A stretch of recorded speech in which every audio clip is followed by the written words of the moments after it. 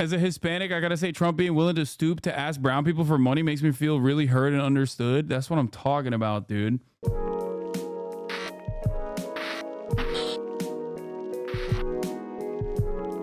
saying it. Now let's look at Trump support among New Yorkers.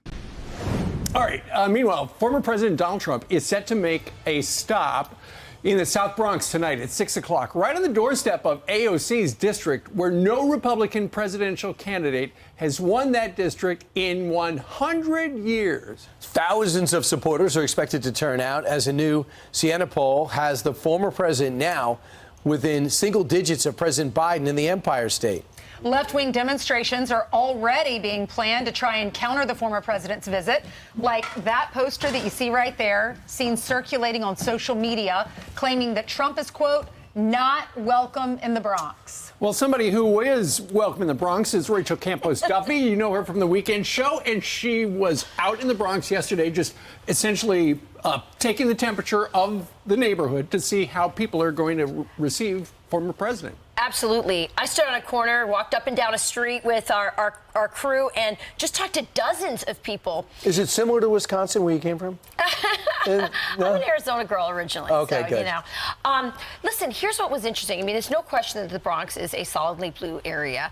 But when things get bad, people are more loyal to their neighborhood. They're more loyal to their family. And that's what the sense that I got. There's also a pride in the Bronx, you know. I know AOC said, you know, Donald Trump, you know, it's an embarrassment that he has to go to the Bronx, you know. These people took that offensively. Right. They're happy he's coming down. They want him to see what's going on. They want him to get a temperature. And that's the thing. You're seeing these polls that show Hispanics and African Americans moving towards Trump. It just feels like data. Right. You go into this, you go there, you actually talk to the people.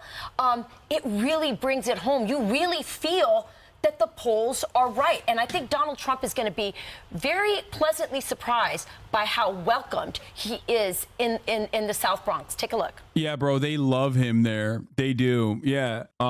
This one poll shows him within striking distance. Striking distance is like at least single digits. Okay. It's so awesome. Like, come on. They already are like trying to dance around it by being like, it's not like Wisconsin, am I right? Like, they're already simultaneously gearing up for how they're gonna say all of these guys are gay and they're all brown and they don't get it. But also they're like, but you know, Trump is very popular amongst the gays and the browns in the Bronx. You know, come on, dude.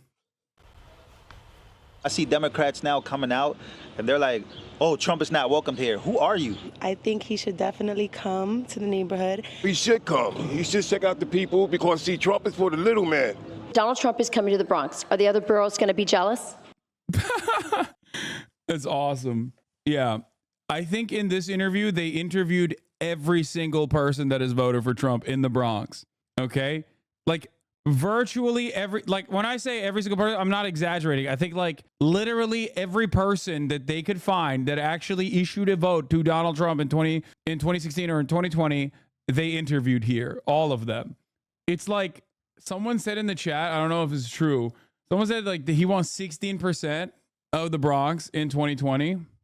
Like, come on, dude.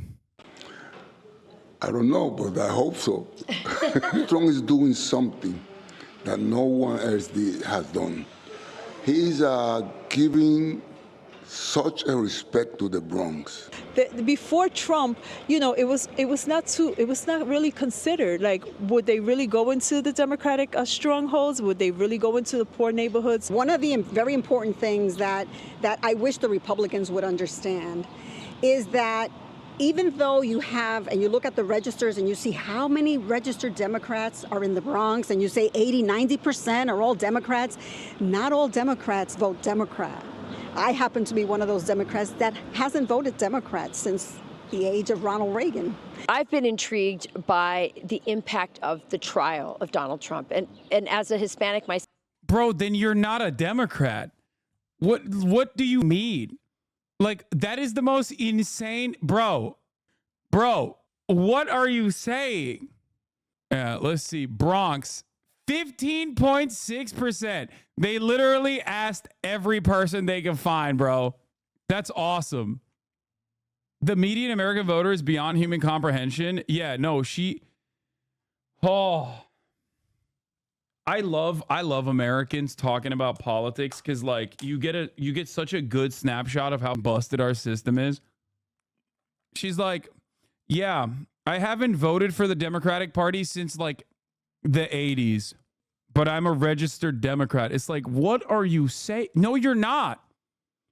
You've been voting Republican since before I was alive. You are not a Democrat.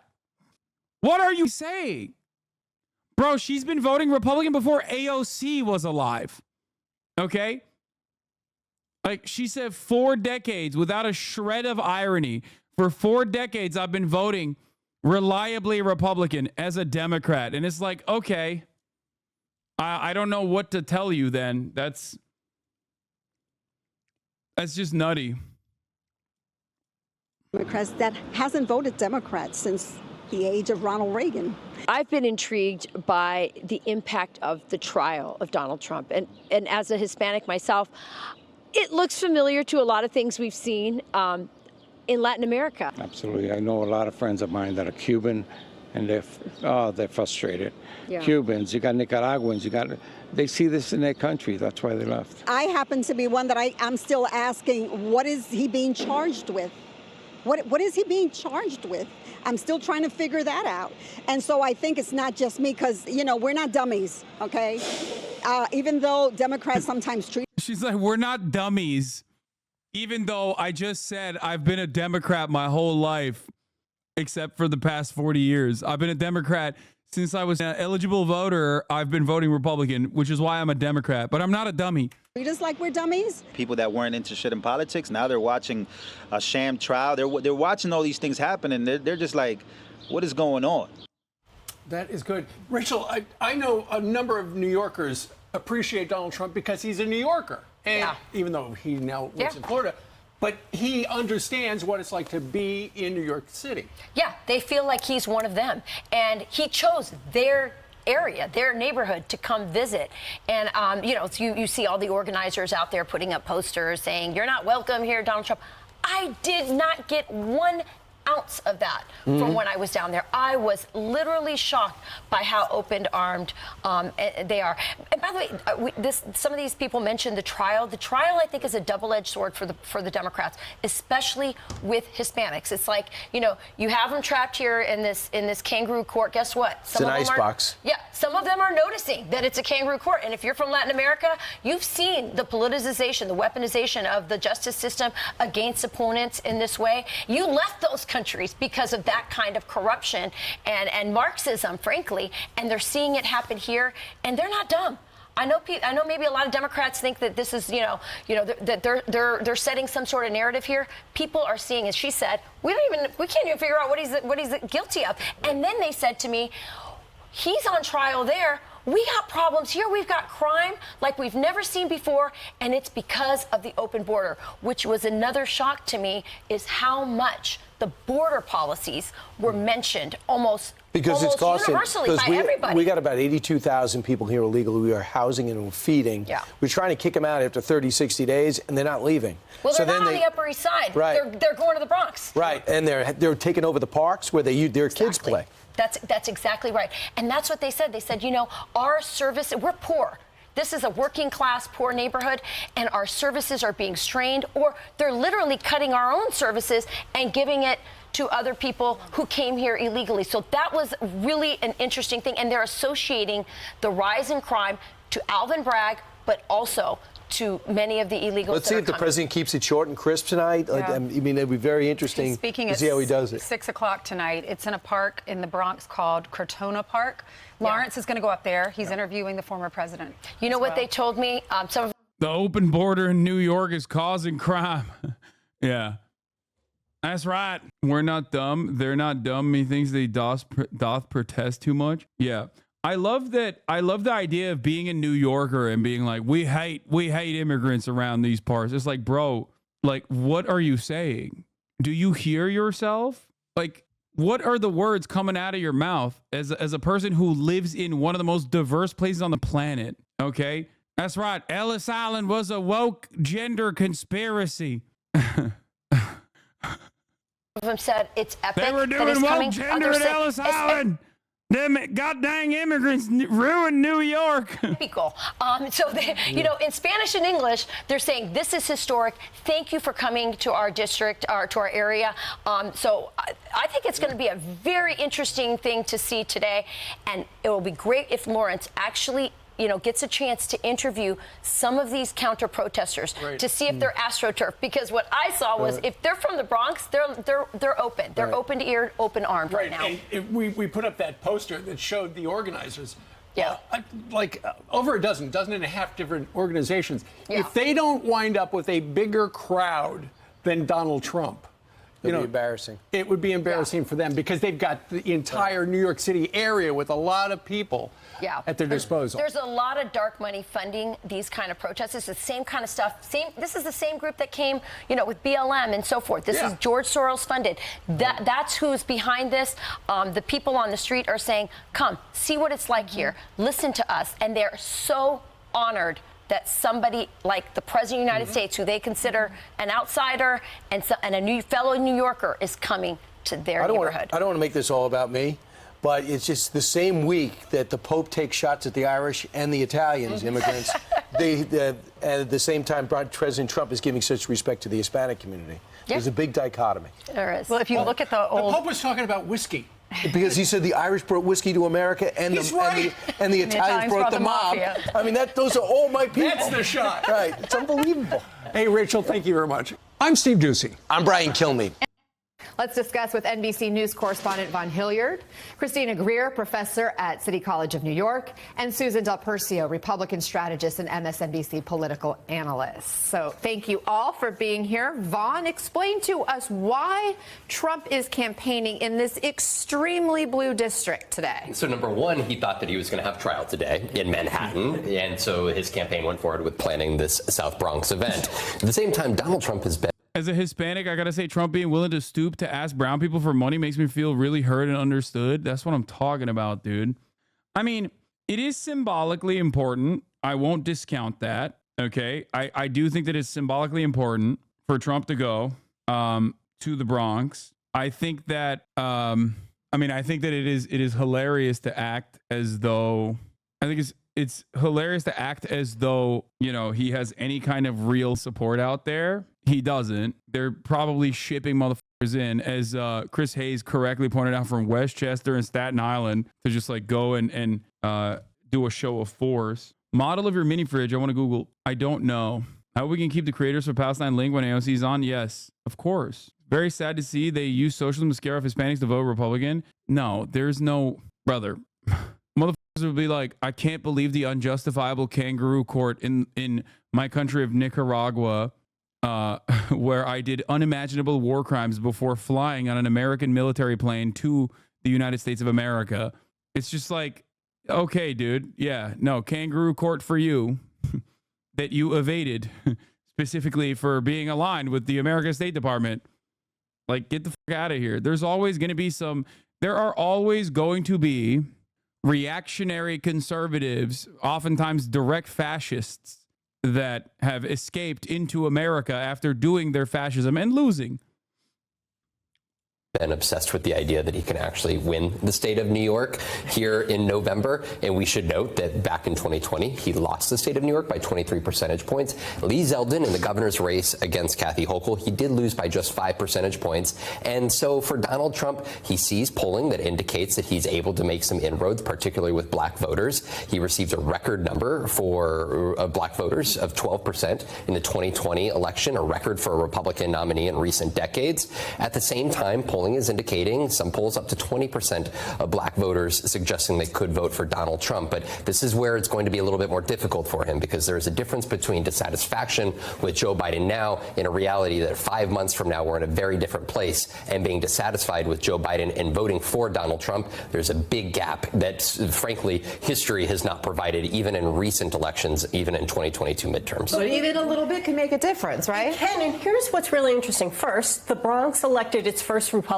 last year to the city council, the first one in 40 years. So just putting that out there, that a Republican won a seat for the first time in 40 years. And I'm not suggesting, by the way, Donald Trump's going to win New York. It's not going to happen, but it goes to a bigger issue for the Biden campaign. Donald Trump did 7 percentage points better in the Bronx in 2020 than he did in 2016. Biden did. Yeah, 7 percentage points, as in went from 9 to 16, went from 9 points to 16 points. Please, if you do not recognize that, if you do not mention that, what good are you as a political commentator?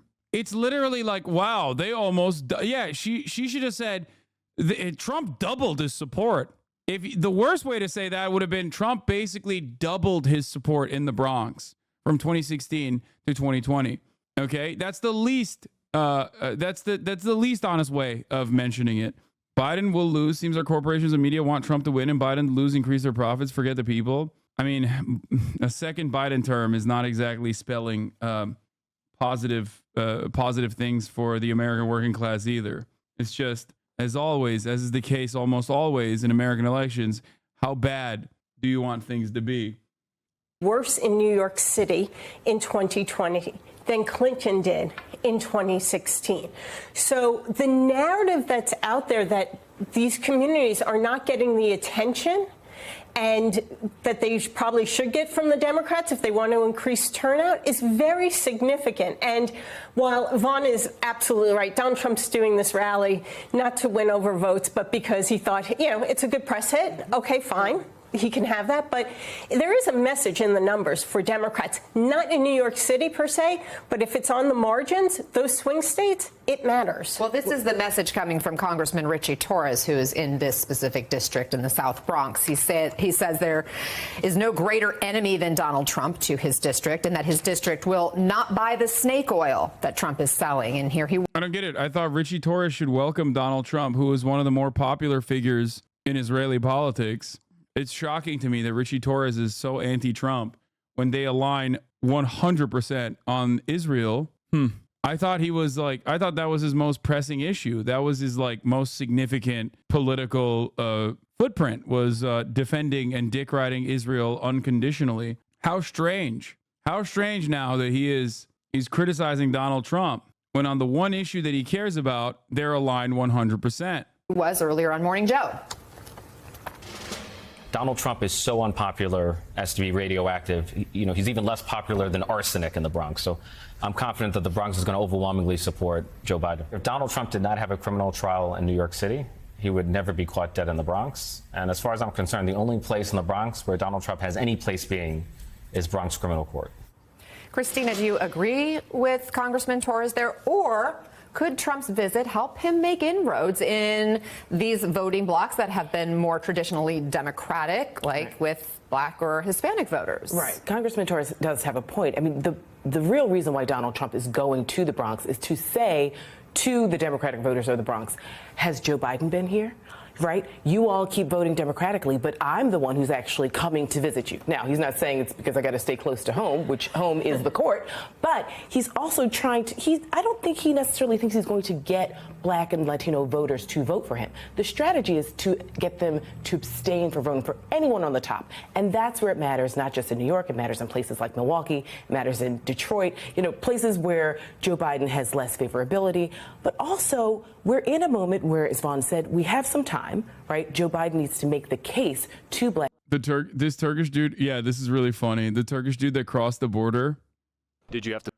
I love this. I love the Turkish guy who crossed the border and instantly asked for better border control. Yeah, Turks just like a challenge, dude. You don't understand. Well, let's finish the Trump Bronx shit and then we'll get to some other stuff. Black and Latino voters, and I should say Black male voters. Black female voters tend to be completely immune to what the Republican Party is selling. But we always see Black male voters voting a little bit more for the Republican Party than Black female voters. It's so marginal. It's like the only reason why it's important to recognize is because the Democratic Party's actions are so repulsive to many former demographics that would be where it would be unconscionable to vote for anybody else. That's it. Anything outside of that any way to make it seem like there's a pendulum swinging in the other direction is silly. Because like people refuse to recognize that like the percentages that they're talking about are so minuscule. It's actually quite shocking that they don't talk more about another demographic that has actively been important to the Democratic Party winning elections in many places in the country. Young voters. There, Trump is actually beating Biden, which is shocking. That actually is shocking. There are polls that keep showing that Donald Trump is performing better with young voters than Joe Biden. That part is legitimately shocking. But the real reason that Donald Trump wants this is to make sure he sort of suppresses the vote by black male voters in the sense that he's not expecting them to vote for him. Now, I will say, I don't know if New York is definitely a blue stronghold. All states are red states. We just have blue cities in red states. New York is the reason why Joe Biden didn't have unified government in 2022. We're the ones who lost the 4 members of the House who went over to the Republican Party. So, yes, it seems like a long shot that, Donald Trump would ever win New York. But looking at those Lee Zeldin numbers in 2022 does make me realize that there are a lot more Republicans and dissatisfied Democrats in the state of New York than we'd like to admit. And beyond, obviously, New York, too. And I've talked with voters, especially from the Hispanic community. There have been complaints that they don't feel really heard or seen, that they feel taken for granted by the Democrats. But let me turn to the other big political news that we have this morning. And this is an endorsement, the announcement from Nikki Haley about voting for Trump. Vaughn, she was really, really critical of Donald Trump during. Oh, it's so shocking, guys. Who could have foreseen this? Guys, who? And I mean, who could have foreseen this? That's crazy. That's crazy. Who could have foreseen it? Who was saying that like Republicans always fall in line at the end of the day, no matter how much they criticize Trump. In the primaries, and she's changing her tune. It's like, bro, you're only shocked because you're just living in a bubble, okay? That's it. That's the only reason why you're shocked. I don't even think these guys are shocked. I think they're just playing a role. It's theatrics. It must be. I can't imagine like the level of stupidity that you have to operate on. It's like, how is this shocking? Preface this, if we could, with the fact that Nikki Haley's already done this before. In 2015, she equated Donald Trump to being a kindergartner during the 2016 primary campaign, and then she ended up going and serving in his administration as UN ambassador.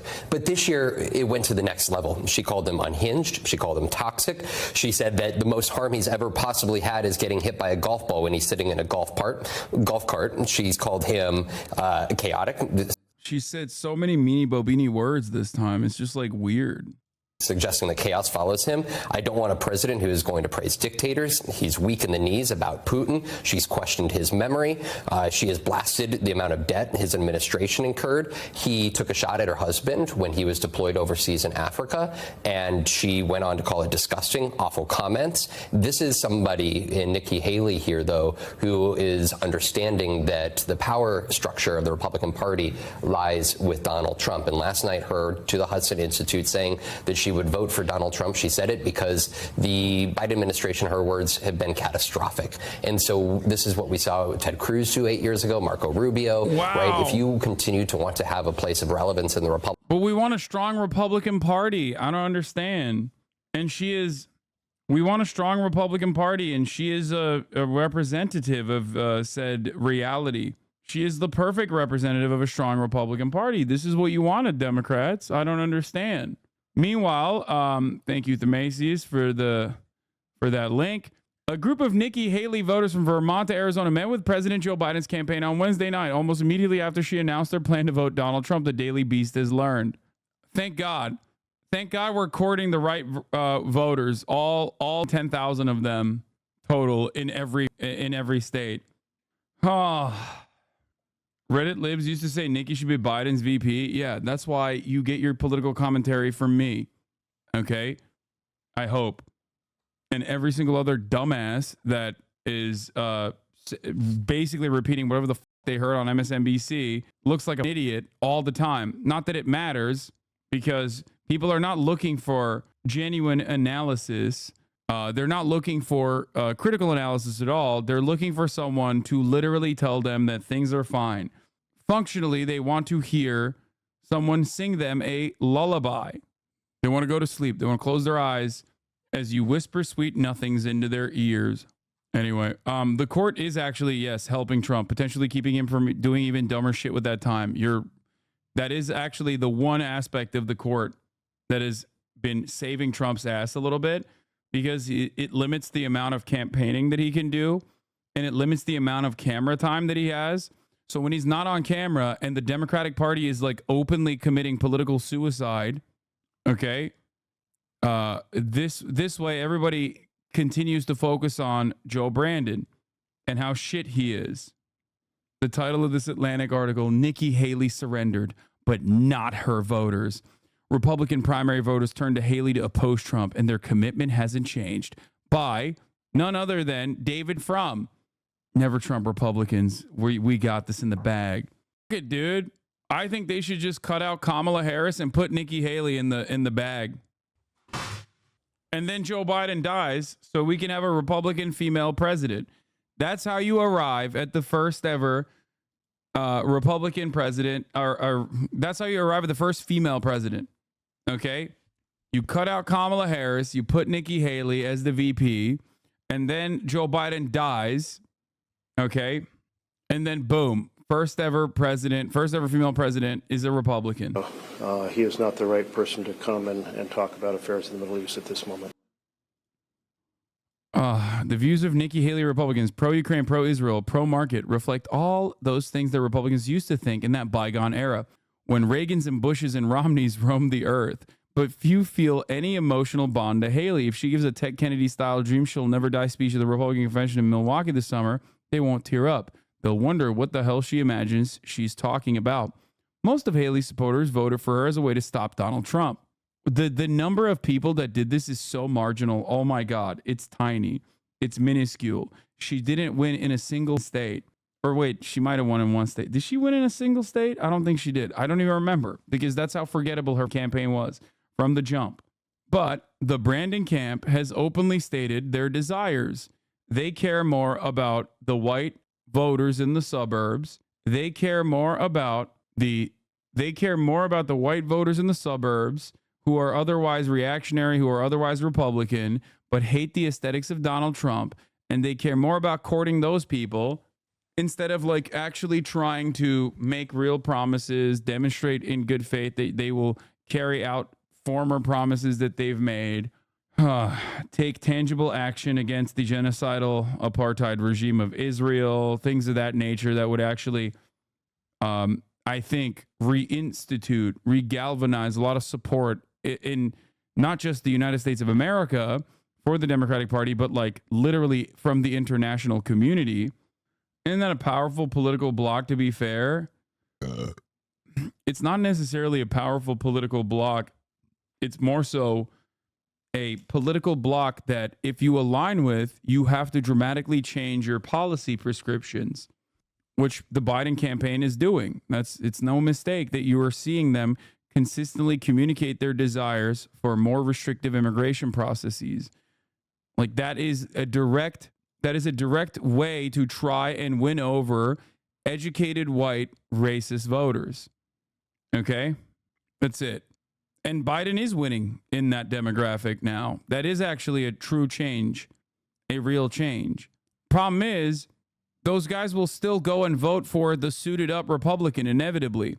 When you do not fulfill that desire that they have, and many of them won't even vote for you because they will vote for the guy who maybe they don't like the aesthetics of, but is like openly saying, we are going to do tax cuts again. We are going to do deregulation again, Republican Party in the Trump era, you must maintain an allyship and at least be somewhat close to Donald Trump. And Nikki Haley, just like she did 8 years ago, is doing that here again. Are you surprised by this about face, Christina? Not at all. They all fall in line ultimately. And so, as Vaughn has clearly laid out, I mean, I was never surprised. It was only when would Nikki Haley fall in line and support Donald Trump? I mean, when you're dealing with so many people in a party who have no shame and they're following someone who has absolutely no shame, this isn't a surprise. I think not only will we see her support him and say that she'd vote for him, but we'll see her actually actively assist him in trying to become the next president. She hasn't gone that far yet, but I do want to play what she has said to just really demonstrate the evolution. Susan, Vaughn quoted her quite a bit, but listen to her in her own words. I will be voting for Trump. Having said that, I stand by what I said in my suspension speech. Trump would be smart to reach out to the millions of people who voted for me and continue to support me, and not assume that they're just going to be with him. So she has previously called Donald Trump unstable, unhinged, said he wasn't qualified to be president because of his disrespect for the military and her concern over whether he could protect those men and women serving overseas. So I'm wondering, Susan, does she expect the people who have agreed with her in those previous comments and have voted for her for that reason to suddenly follow her lead and vote for Trump now? Well, I believe that, especially after she suspended her campaign, the people who voted for Nikki Haley are the same small percentage, about 5% of those who voted in numbers-wise in 2020, who were Republicans against Trump. These were anti-Trump votes, not pro-Nikki Haley votes. I just want to say, in terms of percentages, 27, approximately around 25 to 27%, maybe sometimes lower than that, of the youth vote actually ends up voting for either party. Okay? So in terms of like the number of voters that you could potentially win over, I mean, Bernie Sanders also failed, right, in this regard, but there is an unimaginable amount of young voters you could potentially court. Okay? 5% of these voters that have voted in this demographic that loves voting is inconsequential in comparison to that. The idea that we do not try and actively court, the idea that the Democratic Party does not try and actively court young voters is crazy. We've completely given up on the youth vote. We act like it doesn't exist. And then all we do in terms of like reaching out, in terms of outreach, is basically just go, ugh, you dumb fucks never vote. F you guys. Just go out and vote, you idiot. Like, that's not going to work. It's stupid. Anyway. And that's where she gets a little confused, I think. But what's also really important to keep in mind is last week she had a donor retreat. She did not make that comment without running it by them and knowing her political future. So it seemed acceptable for her to get away with doing something like this with her donors. So she went ahead and did it. All right. Thank you so much, Susan Del Percio, Von Hilliard, Christina Greer. Great to see you all. Dem's message to voters, like you talk about Bradley Martin.